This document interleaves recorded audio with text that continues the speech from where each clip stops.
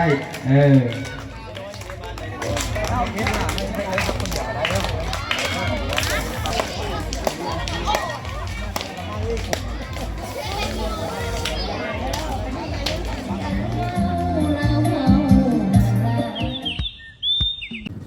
ื้อนี้มาบุญบ้านโคกเฮ็ด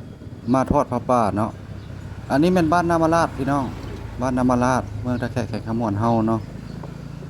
เฮาสิไปเบิ่งเพิ่นทอดผ้าป่าต้นสามัคคีอยู่ในวัดโคกเฮ็ดเนาะทางไปนี่ก็ประมาณ 2-3 ลักเนาะเข้าไปนี่พี่น้องหาไปติดตามชมด้วยกันเบิ่งว่าสิเป็นจังไดเนาะตัวนี้ก็ทางเข้าบ้านเนาะทางก็พอประมาณนี้แหละแต่ว่าย่ามฝนนี่ก็อยากลุลังจังหน่อยเนาะอยากเปื้อนวัดก็อยู่ติดทุ่งนาเนาะวันนี้ก็ทอดพระป่าแต่ว่ามีวงดนตรีใหญ่วงด่างลงได้เนาะเพชรภูทองแล้วก็คืนนี่เป็นคืนแรกเนาะแต่ว่าคืนมื้ออื่นแล้วมันเป็นมื้อทอดพระป่า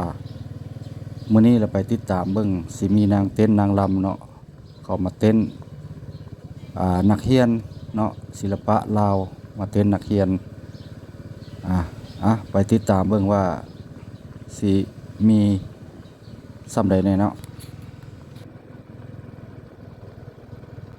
ทางเข้ามาก็ประมาณ 2-3 ลักนี่แหละ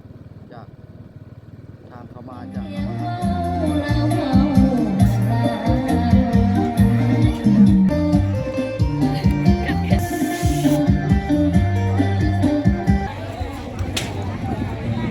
สบายดีสองเพลงเพราะอันสบายบอกว่าบุญพระเวทใหญ่บ้านโคกเฮ็ดพี่น้องเนาะโอ้แต่ว่าสิแห่มื้อนี้มื้ออื่นเด้อเพิ่นแห่ประสาทเพิ่งเนาะมีการแสดงสดคือร้องสดเนาะร้องสดร้านขายเครื่องก็หลายงานใหญ่อลังการเด้อเด้อพี่น้องเอ้ยตัวนี้บริเวณในตัววัดพี่น้องค่ำคืนมื้อแรงนี่ก็งานเนาะมื้ออื่นเพิ่นแห่ประสาทเพิ่งเนาะประมาณบ่ายโมงอยู่บ้านโคกเฮ็ดเนาะเมืองตะแคกแขกขมวนเฮาใส่ไปไหนวะตั้งใจเด้อร้องสดได้นี่1 2 3ตบมื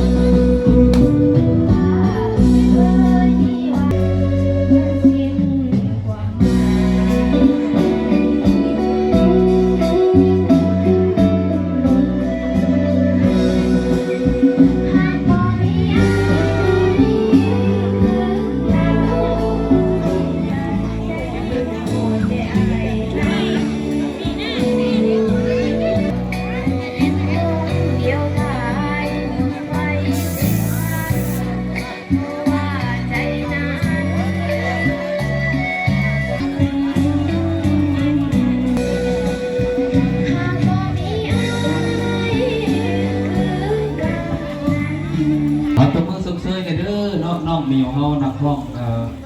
กำลังสั่งตัวน้องเพื่อนกำลังสบายดีจัดเตี้ยโอ้มานอยู่บ่มาจะคืนละ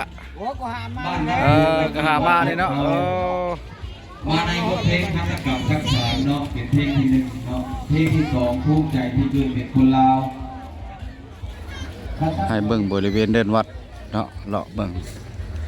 เพิ่นขยายต้นไม้ออกตัดออกเดินวัดขยายออกเป็นวัดเป็น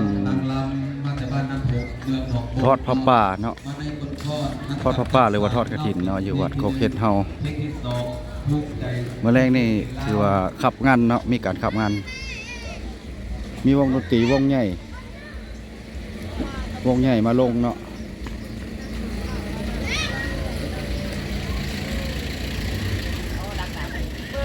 เพชรโพทองเนาะ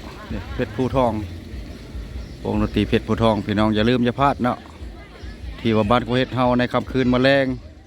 ในวันที่16เนาะ2026ในค่ำคืนมื้อแรงในงานเป็นค่ำคืนแรกแห้งมันวงดนตรีวงใหญ่วงดังวงดนตรีเพชรภูทองเนาะเพิ่นจัดในเดินวัดเลยเนาะวงดนตรีเนาะ โอ้เบสนี่หลายเนาะเสียงเบสเสียงกลางในหลายพี่น้องวงดนตรีเพชรบัวทองอย่าลืมอย่าพลาดพี่น้องเฮามาแต่เมืองหนองบกบ่ 4 โมงเพราะว่า แม่นบ่ เพิ่น เมืองหนองบกเนาะสัมภาษณ์ขอสัมภาษณ์หน่อยหนึงเมืองหนองบกเนาะเมืองหนองบกเนาะพี่น้องเนาะเพิ่นมาแต่เมืองหนองบกเด้อเขตขมวน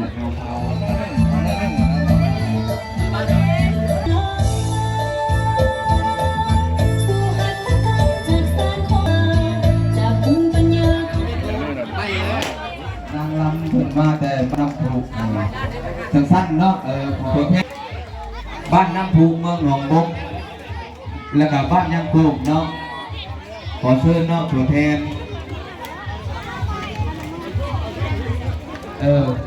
ส่งตัวแทนมาครับรางวัลก็ได้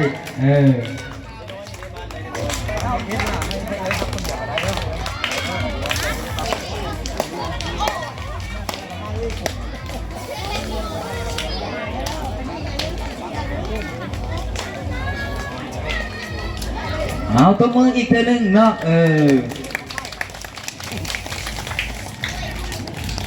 เงียบผมได้มาห่วงแม่ ทางนี้บริเวณด้านในวัดพี่น้องเนาะก็มีการขายเครื่องเสียงโศกเสียงรางวัลเนาะสัตว์ลูกดอก3 ลูก20,000เนาะพี่น้องยิงปืนนั่นถ้าว่าทึกก็ได้รางวัลเนาะรางวัลไปกินไปดื่มนางลำเพิ่นยิงลูกนี้นี่ถือว่าสมควรเนาะบ่ตกซับเลาะเบิ่งวงดนตรีบัดนี้เพชรภูทองวงดนตรีเพชรภูทอง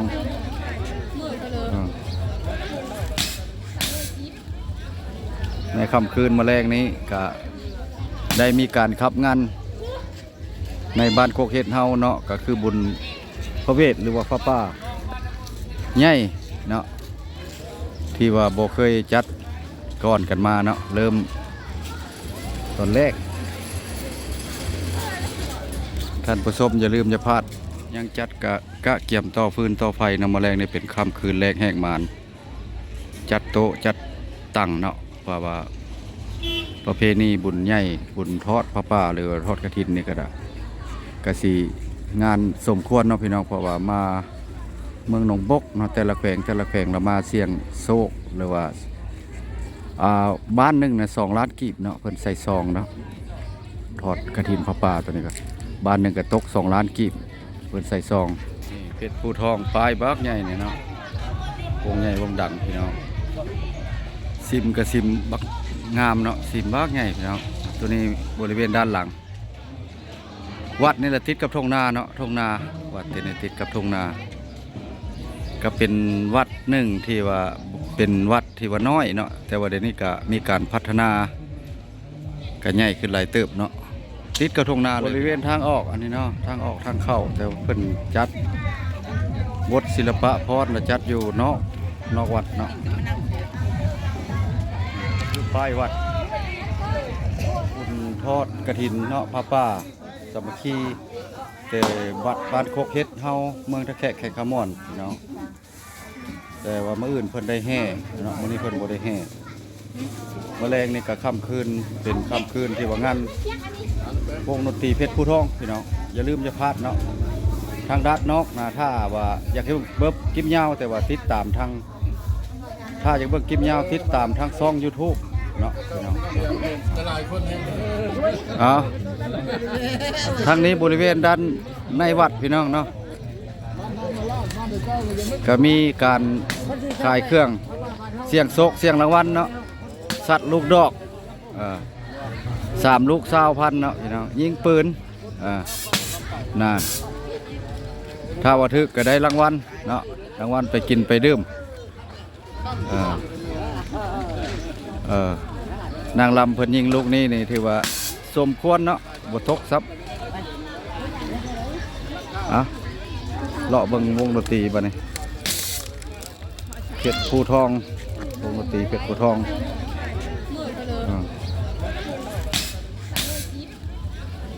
ในค่ำคืนมาแรงนี้ก็ได้มีการขับงานในบ้านโคกเฮ็ดเฮาเนาะก็คือบุญพระเวทหรือว่าพระป่าใหญ่เนาะที่ว่าบ่เคยจัดก่อนกันมาเนาะเริ่มตอนแรกท่านผู้ชมอย่าลืมอย่าพลาดนี่เพชรภูทองปลายบักใหญ่เนี่ยเนาะวงใหญ่วงดังพี่น้อง